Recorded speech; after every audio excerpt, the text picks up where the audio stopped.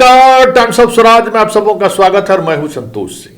और आज हम टाइम्स ऑफ स्वराज में चर्चा करने जा रहे हैं सिद्धार्थ जी, जिस तरीके से आप फोन कॉल्स करके, वीडियो कॉल्स करके स्कूल के हालात का जायजा लेते हैं, वो अगर साइबर दृष्टिकोण से देखा जाए तो वो सुरक्षित नहीं है, क्योंकि कई जगहों से इस तरीके की खबरें आई हैं।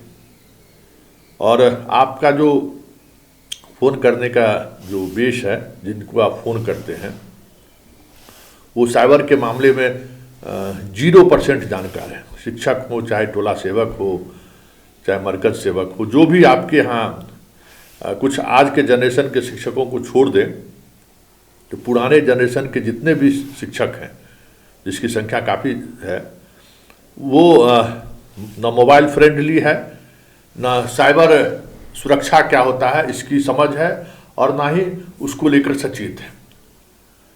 तो आने वाले समय में एक अलग तरीके का संकट ये आ सकता है कि शिक्षकों को साइबर फ्रॉड बना लगे।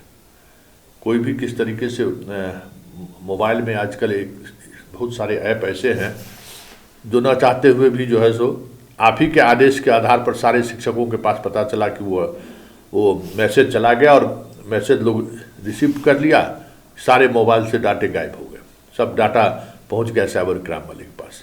क्योंकि आपका ई शिक्षा कोष जो है सुरक्षित नहीं है।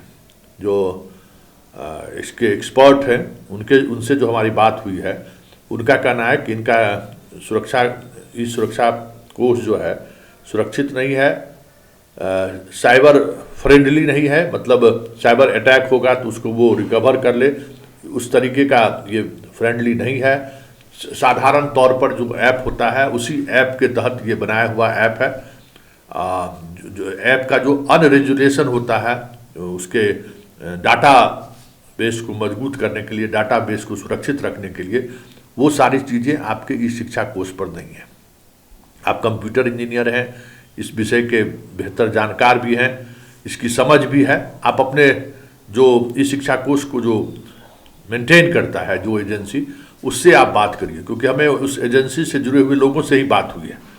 उनका कहना है कि ये सिर्फ साधारण ऐप है, किसी भी दिन क्रैश कर सकता है और किसी भी दिन इसको लेकर एक नई तरीके का बखेरा खड़ा हो सकता है, क्योंकि इसका जो बैक ऑफिस है वो उतना स्ट्रॉन्ग नहीं है। इसलिए मेरे पास ये जानकारी है, इसलिए मैंने आपको ये जानकारी शेयर किया है कि भाई इस शिक्षा कोष के सहारे आप नंबर देते हैं, उसके सहारे आप लोगों से बात करते हैं, ये डाटा कभी भी लीक हो सकता है। और एक गलती आपके लाखों टीचर का अकाउंट खाली कर सकता है, ये बात आप समझिए। क्योंकि एसीएस के नाम पर ही अगर मैसेज कर दे कोई साइबर क्राइम वाले, क्योंकि देखिए शिवहर से खबर आ रही है कि 50 से अधिक शिक्षक कंप्लेन किए हैं, और मुजफ्फरपुर से भी खबर आ रही है, शिक्षक लोग कंप्लेन करने लगे हैं कि कुछ से कुछ उनको मैसेज आ रहा है। तो इसको थोड़ा एक्सपर्ट तरीके से और सावधानी पूर्वक हमें लगता है कि इस पूरी प्रक्रिया को आपको मतलब अंजाम तक जो आप प्रोसेस अपनाते हैं उसमें साइबर सुरक्षा का ख्याल रखा जाए।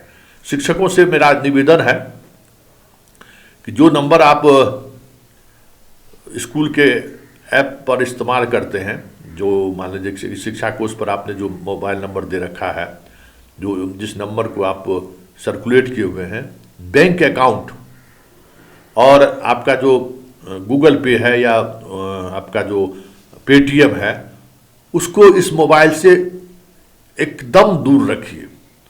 याद रखिए, अकाउंट नंबर में जो आपने मोबाइल नंबर दिया है वो नंबर पब्लिक नहीं कीजिए, वो अगर हो सके तो उसको बदल दीजिए। सारे लोग अकाउंट नंबर का जो आपका बैंक मोबाइल नंबर है वो तो इस तरह के इस शिक्षा कोष पर जितना नंबर है वो तो नहीं रहना चाहिए, वो बहुत ही परेशानी का कारण कभी भी बन सकता है। फिर आप लोग गूगल पे का इस्तेमाल लोग आजकल करते हैं, पेटीएम का इस्तेमाल करते हैं, तो उसमें भी जिस नंबर का आप या जिस फ़ोन का आप इस्तेमाल करते हैं उस फ़ोन में ये जो इस शिक्षा कोष का सिम है वो मत लगाइए। क्योंकि इस शिक्षा कोष का नंबर जो है, जो आपने नंबर डाला है, आप समझिए कि वो नंबर पब्लिक हो चुका है। कभी भी किसी भी समय किसी भी रूप में खतरा आपके सामने आ सकता है। क्योंकि जो नवादा गैंग है, नालंदा गैंग है, आजकल तो अब जामतारा गैंग तो बहुत छोटा हो गया है। अब बिहार में नवादा और नालंदा गैंग इतना ज़बरदस्त मजबूत हो गया है कि पुलिस के लिए सबसे बड़ा परेशानी का कारण बना हुआ है। जितना तरह का अपराध हो रहा है, साइबर अपराध, सब नवादा का लड़का लोग कर रहा है। अब पूरा देश की पुलिस पहले जाती थी जामतारा, अब पूरा देश का पुलिस आता है नवादा। अब नवादा पुलिस परेशान है कि रोज कहीं न कहीं से किसी न किसी प्रदेश से जो है सो पुलिस आ रही है, और नवादा बहुत बड़ा हब बन गया है। जो कोरोना काल में जो इंजीनियर लोग पढ़ाई करने वाला लोग जो नौकरी नहीं हुआ, या फिर उसी मानसिकता का जो लोग था, वो सब एगो नेटवर्के खड़ा कर दिया है वहाँ। और उसको अगर 5.5 लाख का बेस मिल जाए, जिसके अकाउंट में करोड़ों रुपया हो, तो कभी भी किसी भी समय वो प्रवेश कर सकता है उसमें। इसलिए शिक्षकों के लिए भी ये एक सलाह है मेरी, जो साइबर एक्सपर्ट से जो हमारी बातचीत हुई, जो साइबर क्राइम को जानने वाले जो लोग हैं, उनसे जो हमारी बातचीत हुई है, उनका सख्त सलाह यही है कि आप वैसे मोबाइल नंबर को सार्वजनिक ना करें जो आपके बैंक अकाउंट के खाते से जुड़ा हो, और कोशिश कीजिए कुछ वही गूगल पे और ये रहे। और जिस मोबाइल में आप वो दोनों चीज़ डाउनलोड किए हुए हैं, वो मोबाइल अलग रखिए। बहुत मुश्किल है, कितना मोबाइल लोग लेके घूमेगा, लेकिन मोबाइल थोड़ा वो उसकी सावधानी बरतना चाहिए। और देखिए, ये जो चाइनीज मोबाइल है ना, ये सुरक्षित नहीं है। उससे आपका डाटा कभी भी किसी भी समय हैक हो सकता है। बहुत आसान है चाइनीज मोबाइल से का डाटा हैक करना। सैमसंग या एप्पल मोबाइल वगैरह से डाटा हैक नहीं हो सकता है, लेकिन इस मोबाइल से डाटा हैक हो जाएगा। कोई भी मैसेज अगर रीड कर लिए तो पता चला आपका सारा डाटा जो है मोबाइल से बाहर चला गया। तो ये सारी चीज़ें हैं सिद्धार्थ जी, और हमें लगता है कि जितना फ्रीक्वेंटली आप इसका इस्तेमाल कर रहे हैं ना, कभी किसी दिन जो है सो बड़ा हादसा हो सकता है शिक्षकों के साथ। एक बड़ा बेस है, और सबको पता है कि भाई शिक्षकों का वेतन कब पहुंचा है। जानते ही कि भाई एगो वेतन पहुंचेगा, सब लोग इस शिक्षक के ग्रुप में कोई साइबर क्राइम वाला एक्सपर्ट घुस जाएगा, या इसी शिक्षक में से कोई साइबर क्राइम वाला के साथ जुड़ जाएगा। इसमें भी कोई भला इंसान थोड़ी है, सब शिक्षक थोड़ी है। इसमें भी खुरफाती ब्रेन का लड़का सब आ गया है। पता चला डाटा लीक करना शुरू कर दिया, यहीं से टारगेट करना यहीं से शुरू कर दिया कि आज अरे TRE 1 वाला का आज वेतन आ गया है पूरे बिहार में, लीजिए। अब करोड़ रुपया वेतन में आया है। एगो खेला हो गया तो पता चला कि अब पूरा मास्टर साहब लोग का जो है सो तबाही मच गया, एक अलग तरीके का विवाद खड़ा हो जाएगा। तो उससे सिद्धार्थ जी हमें लगता है कि बचना चाहिए। और जब ये काम आप कर रहे हैं तो इससे बेहतर है कि CCTV कैमरा लगवा दीजिए सारे स्कूल में ना। सबसे आसान काम है, सबसे कम खर्चीला काम है, और सरकार को कोई बजट में हमको लगता है कि ज़्यादा परेशानी भी नहीं है। जितना चीज़ आप दिए हैं CCTV लगा लीजिए, हालात आपको समझ में आ जाएगा कि वस्तु स्थिति स्कूल का क्या है। ये जो एक जगह कॉल करके मीडिया को जो आप प्रेषित करते हैं, उससे बढ़िया कि CCTV में आपको वाकई में पता चल जाएगा कि कितने स्टूडेंट आए हैं, कितने स्टूडेंट को पढ़ा रहे हैं, शिक्षक कितने हैं। पारदर्शी उसमें तो कोई कहीं भागने और रहने और जाने का तो कोई सवाल ही नहीं है। CCTV के दायरे में आ गया। एक CCTV एक स्कूल में लगाने में 4,000-5,000 का खर्चा है। आप लोगों का सरकारी होगा तो 10-15 हज़ार है, तो 75,000 स्कूल है।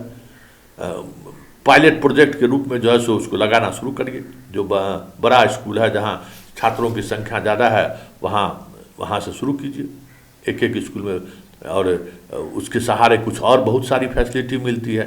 उस फैसिलिटी का भी आप उपयोग कर सकते हैं, और 24 घंटे निगरानी में रहेगा ना भाई। आप तो स्कूल में बहुत सारी सामग्री भी है, बहुत तरह की चीज़ें आपने खरीदने का आदेश दिया है। कंप्यूटर है, आपको जो स्मार्ट क्लास है उसमें भी बहुत सारे इक्विपमेंट हैं, तो उसकी भी सुरक्षा होगी। तो बहुत सारी चीज़ें हैं जिसके आधार पर आप बेहतर मॉनिटरिंग भी कर सकते हैं। लेकिन आप शिक्षक के मोबाइल पर सब कुछ कीजिएगा और उस बेचारा शिक्षक के साथ साइबर क्राइम हो जाए तो कौन जिम्मेवारी लेगा?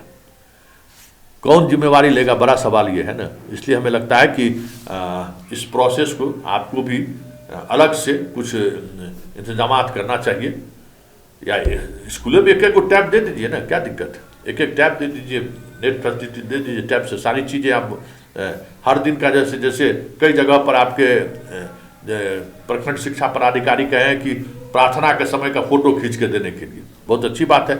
टैब के माध्यम से वो सारी चीज़ें जा सकती है, लाइव भी आप टैब के माध्यम से देख सकते हैं। ये बहुत सारी चीज़ें हैं टेक्नोलॉजी का जब आप इस्तेमाल कर रहे हैं, लेकिन उस टेक्नोलॉजी का इस्तेमाल शिक्षकों के मोबाइल के सहारे मत करिए। वो बेचारा बूढ़ा आदमी सबका बहुत पैसा रहता है, जो पुराने शिक्षक लोग हैं, 1.5 लाख रुपया वेतन मिलता है, बर्बाद हो जाएंगे। वो सब लोग अकाउंटे में पैसा रखते हैं, क्या करेंगे? तो ऐसे लोग अगर एक भी ट्रैप हो गए तो समझिए कि कितना नुकसान हो जाएगा, जिसका अंदाजा शायद आपको नहीं है।